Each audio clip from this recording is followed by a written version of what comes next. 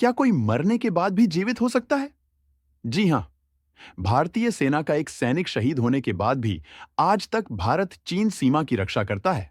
इस सैनिक को छुट्टी भी दी जाती है और ट्रेन में सीट भी बुक करी जाती है। इनके सामान को इनके घर पहुंचाया जाता है और छुट्टी खत्म होने के बाद सेना के जवान उनके सामान को वापस बॉर्डर पर भी लेकर आते हैं। आज भी इनके बैंक खाते तनख्वाह आती है जो इनके परिवार को दी जाती है। मरने के बाद दशकों से चीन सीमा पर भारतीय सैनिकों को सचेत कर रहा है। ये शख्स सिक्किम में स्थित भारत चीन सीमा पर तैनात है। भारतीय सैनिक पिछले 50 साल पहले गायब हुए भारतीय सैनिक हरभजन सिंह की उपस्थिति को महसूस करते हैं। बताया जाता है कि वे तभी से भारतीय सीमा पर खुद पहरेदारी कर रहे हैं और गश्त के दौरान कोई सिपाही लापरवाही बरतता है तो उसे चांटा मारकर जगा देते हैं। यहां उनके नाम का एक मंदिर भी है। चलिए आज के इस वीडियो में शहीद हरभजन सिंह के जीवन की पूरी कहानी को समझते हैं। हरभजन सिंह पंजाब रेजिमेंट के सैनिक थे। उनका जन्म 30 अगस्त 1946 को पंजाब के गुजरावाला में हुआ था। उनकी शुरुआती शिक्षा गांव में हुई और पट्टी पंजाब के डीएवी हाई स्कूल से उन्होंने 1965 मैट्रिकुलेशन की पढ़ाई पूरी करने के अगले साल ही वे एक जवान के तौर पर 24वीं पंजाब रेजिमेंट के जवान के तौर पर भर्ती हुए थे। हरभजन सिंह की जल्दी ही सिक्किम में तैनाती हो गई थी। एक दिन जब वे पूर्वी सिक्किम के नातुला पास के निकट खच्चर पर बैठकर तुकुला से डोंगचुइला की ओर नदी पार कर रहे थे, तभी खच्चर सहित नदी में बह गए थे। 2 दिन की तलाश के बाद भी उनका शव नहीं मिला था। उस समय उनकी उम्र केवल 22 साल थी। भारतीय सैनिकों को शव न मिलने के बाद उनके जीवित साथी को एक सपना आया, जिसमें खुद हरभजन सिंह ने उन्हें अपनी लाश की जगह बताई।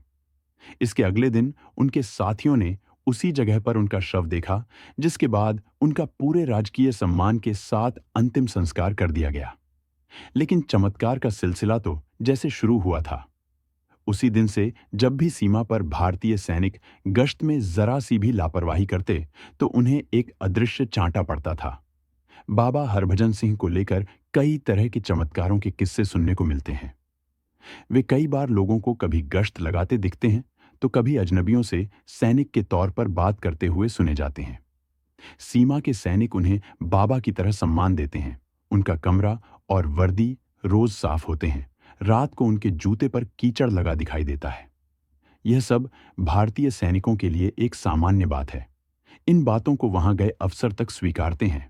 अंतिम संस्कार के बाद भी जवान बाबा हरभजन सिंह के साथ सेना पूर्णकालिक सैनिक की तरह बर्ताव करती है। उन्होंने बाकायदा छुट्टी दी जाती है और उनके लिए ट्रेन में रिजर्वेशन तक किया जाता है।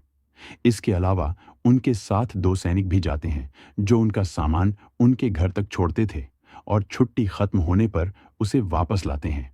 उनकी तनख्वाह उनके घर वालों की दी जाती है। बाबा हरभजन सिंह के सम्मान का आलम यह है कि चीन की ओर से भी उन्हें सम्मान मिलता है। जब भी सिक्किम की सीमा पर भारत और चीन के बीच फ्लैग वार्ता होती है तो चीन की तरफ से भी एक कुर्सी बाबा हरभजन के लिए खाली रखी जाती है। वैसे तो उन्हें प्रमोशन तक दिया गया था, लेकिन अब उनको छुट्टी पर नहीं भेजा जाता है। एक तरह से वे रिटायर हो गए हैं, लेकिन उन्होंने अपनी ड्यूटी नहीं छोड़ी है। हरभजन सिंह के साथियों ने बाबा हरभजन सिंह के बंकर को ही मंदिर का रूप दे दिया, जिसमें आज भी पूजा पाठ का काम खुद सैनिक ही करते हैं। बाद में उनके लिए 13,000 फुट की ऊंचाई पर मंदिर बनाया गया, जबकि बंकर वाला मंदिर उससे भी 1,000 फुट ऊंचाई पर है। यह नया मंदिर गंगटोक के जेलेपला और नाथुल्ला दर्रे के बीच स्थित है। अगर आपने बाबा हरभजन सिंह का नाम नहीं सुना है तो आपको यह जरूर जानना चाहिए। एक भारतीय सैनिक जो मर चुका है, उसकी आत्मा पिछले 50 सालों से अपनी तैनाती की जगह पर अपनी मौजूदगी की एहसास वहां के भारतीय सैनिकों को दिलाती रहती है। और तो और इस सैनिक के नाम का बाकायदा एक मंदिर तक है, जिसमें बाबा हरभजन सिंह की बाकायदा भारतीय सैनिक पूजा तक करते हैं। मिलते हैं अगले वीडियो में।